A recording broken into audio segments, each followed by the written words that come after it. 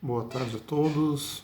Mais uma sexta-feira com Douglas Omid, falando um pouquinho de Petit Lenormand, de baralho cigano. Deixa eu ajeitar a câmera aqui. Aí, isso, melhorou.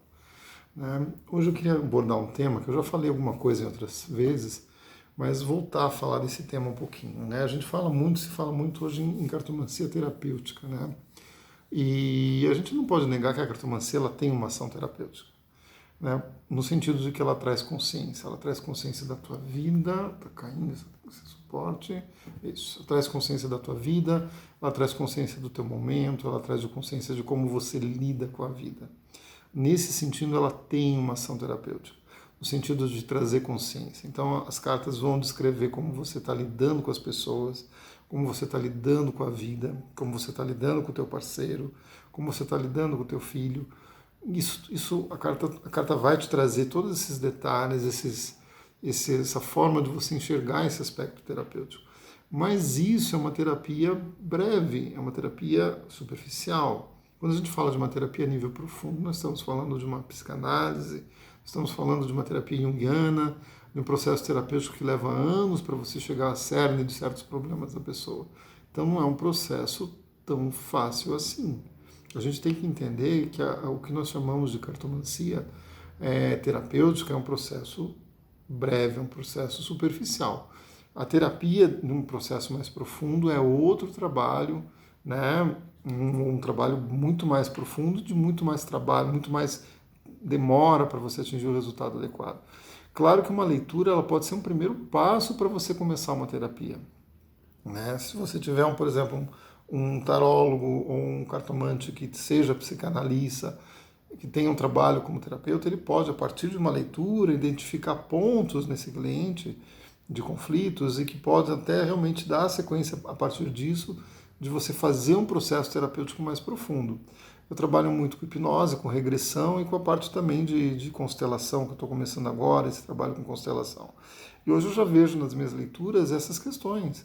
Então, quando eu estou abrindo o jogo, eu já vejo questões ali do campo da pessoa, do campo familiar da pessoa, que precisam de constelação. E muitas vezes eu aviso os clientes, falo, olha, uma constelação aqui para essas questões seria interessante a gente trabalhar, Então, é um processo que a cartomancia ela te traz essa visão de como você trabalhar nesse aspecto, trabalhar com o aspecto terapêutico. Mas ela em si, se você falar da cartomancia, ela é um aspecto breve, é um aspecto de uma terapia breve, é um aspecto de uma terapia que vai ficar no superficial. Você pode, muitas vezes, até numa leitura de Lenormand, você pode identificar crenças limitantes, tanto no tarot como no Lenormand. Você pode identificar traumas no passado. Eu já peguei traumas de abuso que a pessoa passou numa leitura de Lenormand e aquilo influenciava a pessoa ainda. Então você pode identificar essas situações no jogo e de onde está vindo isso. Então o Lenormand te traz uma profundidade nesse sentido. Mas o trabalho desses traumas, dessas situações, vai ter que ser feito um trabalho terapêutico mais profundo. Não só porque você identificou ali e falou que você resolveu aquele problema da pessoa. As coisas são mais profundas. A gente tem que parar de lidar com a cartomancia de uma forma tão superficial como a gente vê muita gente fazendo. Vamos aprofundar e levar mais a sério esse assunto. Nós estamos lidando com a vida de pessoas, tá?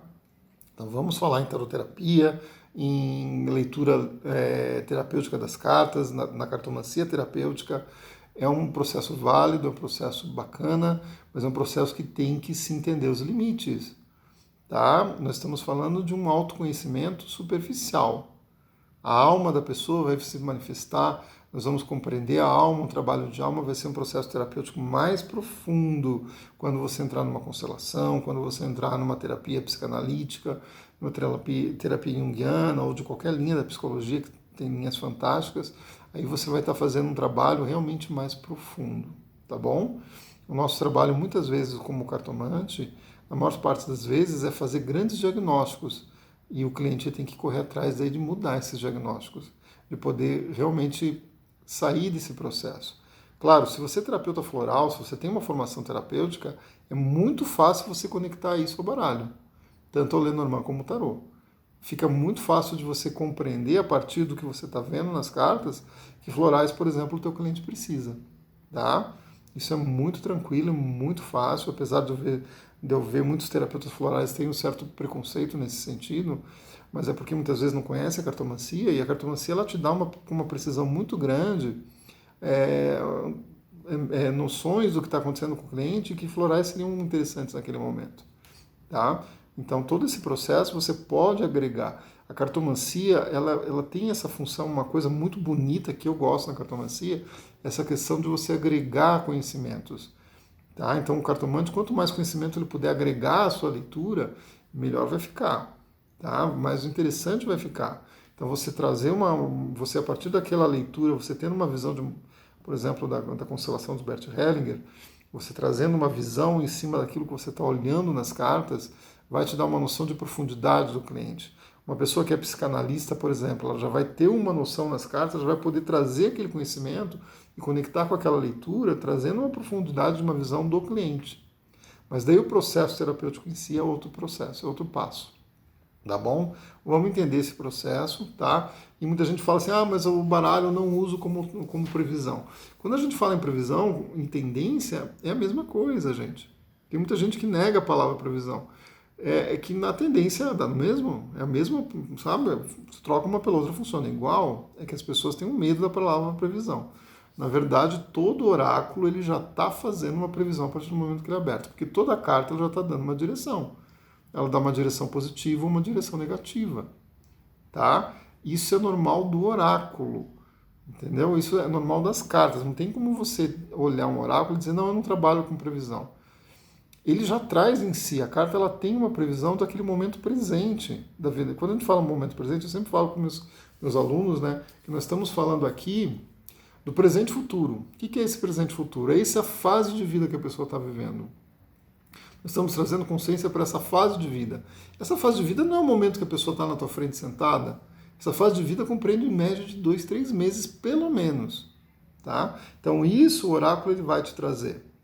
Esse momento presente da pessoa vai estar estampado ali no oráculo, mesmo que você queira trabalhar de uma forma analista, simplesmente sem fazer previsão e tendência. Isso até numa aula eu estava explicando, eu fiz um bloco de 9 e mostrei como que eu poderia usar aquele bloco de 9 como uma forma de análise, sem previsão. Os próprios alunos falaram, nossa, mas aí você já está mostrando se a pessoa está lidando bem com a situação ou não, se aquilo vai fluir bem ou não. Então ele traz no cerne do oráculo essa questão da previsão. Quando eu falo previsão, não é uma previsão estática, um destino infalível, uma coisa, uma foice na cabeça do cliente. Não é isso, gente. Tá? Mas é uma tendência do que o cliente está produzindo no viver dele, das ações que ele está optando. Tá? É nesse sentido. E isso está levando ele por algum caminho. E isso o oráculo vai explanar e vai trazer. Tá certo?